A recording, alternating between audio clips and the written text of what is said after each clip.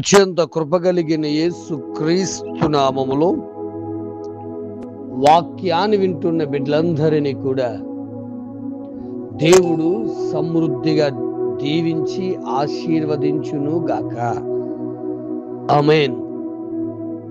ప్రియ దేవుని బిడ్డలారా, అందరూ ఎలాగున్నారు? బాగున్నారు కదూ? ఉదయమే లేచి ప్రార్థన చేసుకున్నారా? కుటుంబ ఆరాధన చేసుకున్నారా?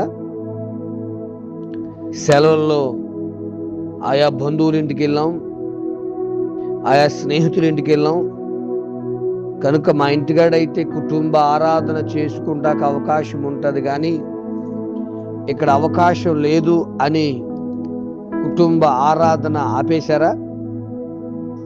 ఎక్కడున్నా, ఏ స్థలములో ఉన్నా మీరు కుటుంబ ఆరాధన మాత్రం మీరు మానొద్దండి. సంఘమునకు వెలుపటి వారి ఎడల కూడా మీ మాదిరిని, మీ భక్తిని కనుపరచండి. ఎందుకంటే దినములు చాలా చెడ్డవుగా ఉన్నాయి. పరిశుద్ధ గ్రంథం తెలియజేస్తుంది కదండి. ఎఫెసీ రాసిన పత్రిక 5వ అధ్యాయము 15వ వచనంలో, దినములు చెడ్డవి గనుక సమయమును పోనీయక సద్వినియోగం చేసుకొనుచు అజ్ఞానుల వలె కాక జ్ఞానుల వలె నడుచుకునుడి అనే మాట ప్రకారము మీరు దయచేసి ఎవరు కూడా సమయాన్ని వ్యర్థం చేయకుండా, మీరు ఎక్కడున్నా, ఏ ప్రదేశంలో ఉన్నా దయచేసి కుటుంబ ఆరాధన అనేది మానొద్దు. ప్రార్థన మనలను పాపము చేయనివ్వకుండా ఆపుతుంది. పాపమేమో ప్రార్థన చేయనివ్వకుండా ఆపేస్తూ ఉంటుంది. కాబట్టి దైవ జనాంగమా, మీ జీవితాల్లో చెడ్డదాన్ని అసహించుకొని, పాపాన్ని అసహించుకొని మంచిదాన్ని హత్తుకునుడి అన్న రోమిలు రాసిన పత్రిక 12:9 ప్రకారము గ్రామాలకు, దూర ప్రాంతాలకు వెళ్ళిన మీరు ఈ కాలంలో జరుగుతున్నటువంటి పనికి మాలిన కార్యాల వైపుకు వెళ్ళక ప్రత్యేకత కలిగి ఉండాలని దైవజనుడిగా తెలియజేస్తున్నాను. ఎందుకంటే మీరు వెళ్తున్న ఆయా ప్రాంతాలు, ఆయా పల్లెటూర్లు, ఆయా స్థలాలు చాలా చోట్ల మనకు దేవుని పరిశుద్ధ జీవితానికి అనగా దైవ వాక్యానికి వ్యతిరేకమైన కార్యాలు జరిగే కాలం ఇది. దయచేసి సరదాగా చూద్దాం, కోడి పందాలను వెళ్తాం, అక్కడికి వెళ్ళి పందాలు కాస్తాం, డబ్బుల్ని పోగొట్టుకుంటాం, కుటుంబాన్ని కష్టాల్లో ఇబ్బంది పెడతా ఉంటాం. సరదాగా చూస్తాం, ఆ గుండాడి దగ్గరికి అంటాం, అక్కడ కూడా పందెం కాస్తాం, నష్టపోతాం, ముందేదో వచ్చినట్టుగా అనిపిస్తుంది తమ్ముడా. ఆ తర్వాత ఉన్నదంతా కూడా పోతూ ఉంటుంది. పొద్దుటే శుభం పలకరంటే ఏంటి మాట అనుకోవద్దు. ఎందుకంటే క్రైస్తవునిగా, దేవుని బిడ్డగా ఆ పనులు మనకు తగవు అని తెలియజేస్తున్నాను. ఎందుకంటే దేవాతి దేవుడు తన వాక్కు ద్వారా నీతో హెచ్చరిస్తున్నప్పుడు, క్రైస్తవుడుగా లేదా దేవుని బిడ్డగా, రక్షణ పొందిన బిడ్డగా ఉన్న నీవు ఉండవలసిన ప్రదేశం ఏదంటే నీ ఇల్లు. చక్కగా నీ భార్యతో, నీ బిడ్డలతో సంతోషంగా గడపండి, తప్పేమీ కాదు.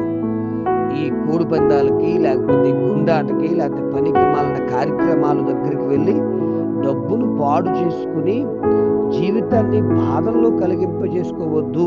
అందుకే అన్నాడు, సమయాన్ని పోనివ్వద్దు, అజ్ఞానుల వలె ప్రవర్తించొద్దు, జ్ఞానుల వలె నడుచుకోండి అనేటువంటి స్పష్టమైనటువంటి మాట మనకి దేవుడు తెలియజేస్తున్నాడు. ఒకవేళ నిన్నటి వరకు ఇంకా అలాగే ప్రవర్తించావేమో, దయచేసి ఆ చెడ్డ కార్యాలను అసహించుకోండి.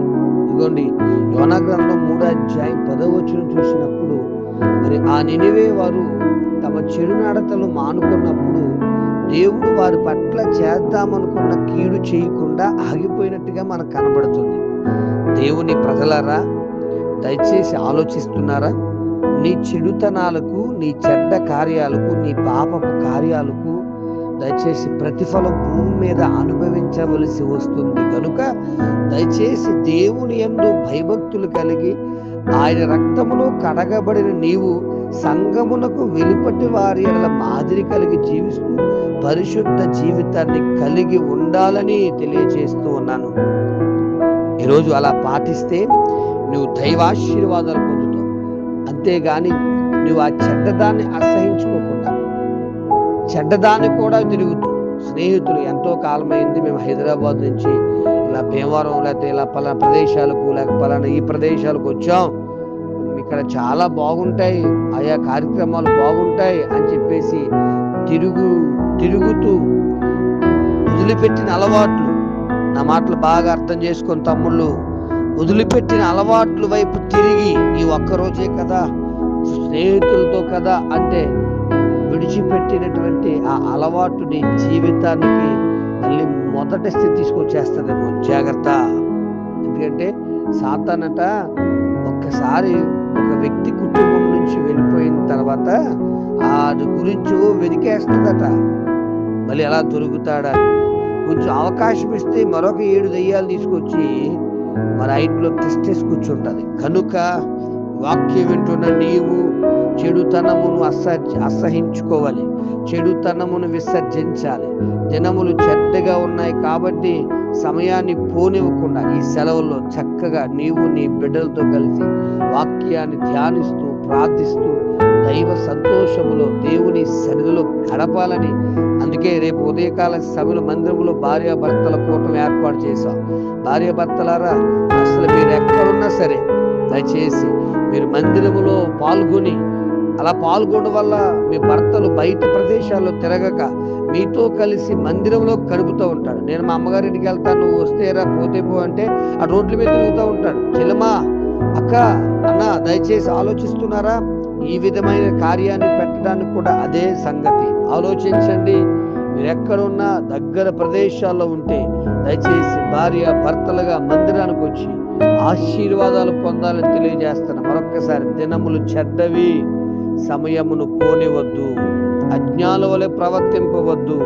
సంఘములోను సంఘము వెలుపల మీరు దేవుని బిడ్డల వలె, పరిశుద్ధత కలిగిన బిడ్డల వలె జీవించుటకు తగిన సహాయం దేవుడు మనకు అనుగ్రహించి తమ చెడుతనము దుష్టత్వము నుండి విడుదల పొంది కుటుంబాన్ని సంతోషముతో నడిపించుకోగలిగిన జ్ఞానము ప్రతి బిడ్డకు వచ్చునుగాక. తండ్రి, నీకు స్తోత్రాలు. యేసు నామములో మాతో కొన్ని హెచ్చరికలు ఈరోజు మాతో మాట్లాడవునైనా నీకు స్తోత్రాలు. అయ్యా, మమ్మల్ని రక్షించుకున్నది మాకు అర్థం అవ్వాలనైనా. చాలా మందికి మమ్మల్ని ఎందుకు రక్షించావో, మమ్మల్ని ఎందుకు కాపాడుతున్నావో కూడా అర్థం కాని పరిస్థితుల్లో తిరుగులాడుతున్నారు. క్షమించండి అయ్యా. అర్థమయ్యేటట్లుగా ప్రవర్తిస్తూ నీ నా మహిమార్థంగా జీవించుటకు మార్గములు తెరిచి దర్శించి దీవించి ఆశీర్వదించమని, మహిమ పొందమని, మీరు అక్కడ సిద్ధపాటు, మీరు అక్కడ అభిషేకం మా అందరికీ దయచేయమని, దీవించమని, కనికరించి కృపదు చూపమని, ఏ యవనస్తుడు ఏ పురుషుడు బయట జరుగుతున్న భయంకరమైన పందాలకు కానీ భయంకరమైన పరిస్థితుల దగ్గరికి వెళ్ళక కుటుంబముతో ఆనందించి కుటుంబముతో సంతోషించి జ్ఞానము దయచి నడిపించమని, బలపరచమని, నిండారుగా మీ దీవులతో నింపమని. మరొక్కసారి ఈ వాక్యాన్ని వింటున్న ప్రతి బిడ్డ జ్ఞానవంతులుగా ప్రవర్తించి కుటుంబాన్ని సంతోషభరితులుగా మార్చుకోగలిగిన జ్ఞానము దయచేసి బలపరచుమని యేసు నామమున అడుగుచున్నాను తండ్రి. ఆమేన్. ప్రార్థనా స్తుతి కొరకు నా సెల్ నంబర్ 9866958571. ప్రభు కృప మీకు తోడుగా ఉండును గాక. ఆమేన్.